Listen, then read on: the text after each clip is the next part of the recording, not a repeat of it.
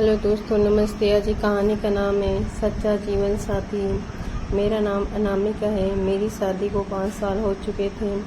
मेरा और अखिलेश का कोई जोड़ नहीं था। मैं मनचली हुई लहर सी अड़हन और ऐसा शांत समंदर जिसमें मिलकर लहरें मचलना और एकलाना भूल जाती है। मुझसे 10 साल बड़े होने के कारण उम्र का अंतर, स्वभाव का अंतर, मैं एक नृत्यांगना थिरकती हुई और सुर ले ताल में डूबी हुई, और अभिलेख एक प्रोफेसर थे। पता नहीं कौन सी दुनिया में खोए रहते थे।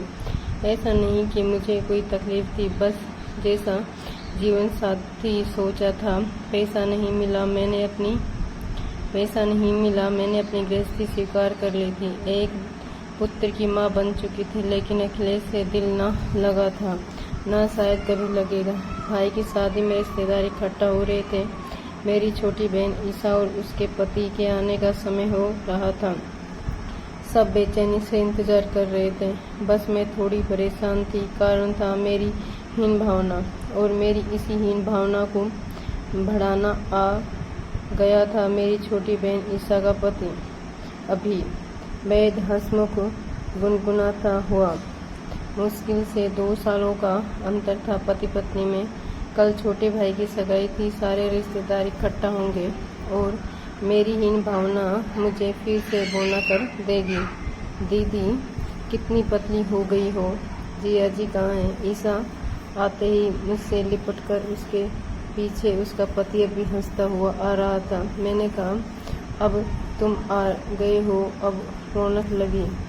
श्याम वो सब बैठ हंसी मजाक कर रहे थे। जहाँ अभी की हाजिरी बाजी और चुटकुले माहौल को उमंग से भर रहे थे, वहीं मेरे पति एक नपी तोली मुस्कुराहट फेंक कर शांत बैठ जाते थे। दीदी एक डांस हो जाए। मेरे भाई ने मुझे खींचा। विवेक को भी बुलाने लगा। उन्होंने दूर से ही हाथ जोड़कर मना कर दिया। कुछ लोगों की फुसफुसाहट मेरा मन छीन कर गई। अनामिका के पति बहुत घमंडी टाइप के लगते हैं। मैं पलटने वाली ही थी कि अभी ने हाथ जोड़कर रोक लिया। मैं हूँ ना आपका डांस पार्टनर। उस दिन मैं इतना खुलकर नाची और ईशा की किस्मत से थोड़ी ईर्ष्या भी हुई। सबके बहुत कहने पर अभिलेख गाना गाने के लिए तैयार हुए। मेरी तो हालत ही खराब थी।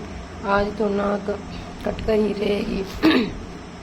जो इंसान कभी गुनगुनाता नहीं, वो इतने लोगों के बीच क्या गाएगा।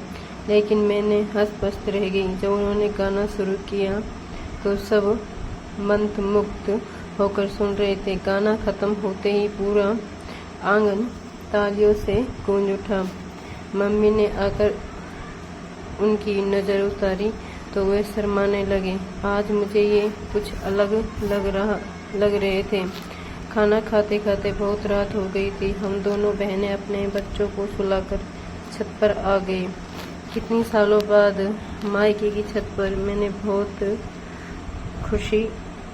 मैं बहुत खुश थी, लेकिन ईशा कुछ सोच रही थी। दीदी आपके और जीजा जी के बीच सब सही चल रहा है ना? मतलब, मैंने लंबी सांस लेकर कहा। हाँ, तुम्हारे जैसा परफेक्ट हिसाब तो नहीं है यार, बस चल रहा है। क्यों पूछ रही हो? ईशा एकदम से उदास हो गई। आज जब जीजा जी गा रहे थे, मुझे लगा कि आपके लिए गा रहे थे। मुझे लगता भी है कि आपने उन्हें अब तक पूरी तरह स्वीकार नहीं किया है। ऐसा क्या है? मैं चौंक गई। इसने कैसे समझ लिया? जो बहुत अंदर की बात है। मैंने खुलकर बता ही दिया। ईशा, हम दोनों में 10 साल का अंतर है। बहुत होता है। हमारे प्रोफेसर साहब कुछ ज़्यादा ही गंभीर हैं। क्या बोलूं? बस कट रही है। तुम नहीं समझोगी। तुम लोग तो लव बैंड्स हो।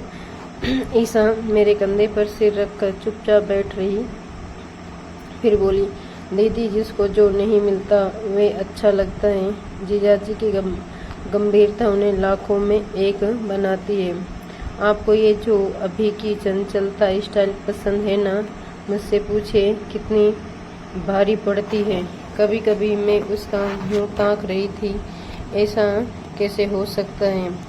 उसने बात आगे बढ़ाई, अपने सहज संवरने से उनको फुर्सत नहीं मिलती, कभी मेरी ओर ध्यान ही नहीं देते। बच्चा रो रो कर परेशान हो जाता है, लेकिन क्या मजाल की भीड़ भाड़ में उसको संभाल लें। बस मौज मस्ती नाच गाना। श्याम को नहीं देखा आपने, मैं कहाँ शामिल हो पाई। दीदी मैंने हमेशा देखा है जिया जी आपको खुश देखना चाहते हैं, अपने बेटे को हमेशा संभालते हैं, आपने किसी काम में रोक टोक नहीं, इतनी स्टेज परफॉर्मेंस आप देती रहती हैं, ये सब जिया जी के सहयोग के बिना संभव है क्या। तभी किसी ने नीचे से आवाज़ लगाई, हाँ आ रही हूँ। उनका बच्चा जागकर रोने लगा था। वे नीचे की ओर भागी। मैंने घंटों वहीं छत पर उसी तरह बैठी रह गई। एक एक घटना मेरे सामने घूम रही थी। अखिलेश का प्यार देखकर समझदारी कैसे इन सब में रह गई। आँख और मन भीगता जा रहा था। सुबह होते ही मैं बदल चुकी थी। पूरा घर फूलों से सजाया जा रहा था। महक मेरे अंदर भी भर आई। अखिलेश को चाय दी, उसके पास बैठी रही, कुछ न कुछ बोलती रही। अपनी साड़ी देखने के लिए सूटकेस खोला तो मुस्कुराहट फैल गई। कुछ सोचकर मैं बाजार निकल गई। शाम को सब तैयार हो रहे थे। मैंने पीली साड़ी पहनी और अखिलेश के लिए वैसा ही कुर्ता पजामा निकालकर उनकी ओर बढ़ा दिया। उन्होंने हैरत से मेरी ओर देखा। ये किसका है? मेरा वाला कुर्ता दो। मैंने शर्माते हुए कहा, आपका ही है, हम दोनों मैचिंग पहनेंगे। वे एक तक मेरी ओर देखते हुए बोले, आज कुछ अलग लग रही हो, क्या बात है? मैंने बाहर झांककर देखा, कोई नहीं था। उनके पास आकर कंधे पर सिर टिका दिया। आप कल कह रहे थे ना, मुझे अपनी भूल का एहसास हो गया। बस वही बात है। अखिलेश और मैं साथ भी थे, पास भी थे। बिजली की लड़ियों से पूरा घर जगमगा रहा था और मेरा दिल भी जगमगा गया था। आज मेरा नया जीवन हुआ था। ईसा की दुनिया जो मुझे अच्छी नहीं लगी रही थी, उसकी सच्चाई तो कुछ और ही थी, जिसे देखकर मेरी आंखें खुल गई और अखिलेश के प्रति मैं समर्पित हो गई। और ऐसे जीवन साथी को पाकर मैं अपने आप को धन्य मानने लगी। आज सब कुछ रोशन हो गया था, घर भी दिल भी। अगर दोस्तों ये कहानी आपको पसंद आई हो तो कृपया लाइक कीजिए, शेयर कीजिए और चैनल पर नए हैं तो कृपया चैनल को सब्सक्राइब कीजिए।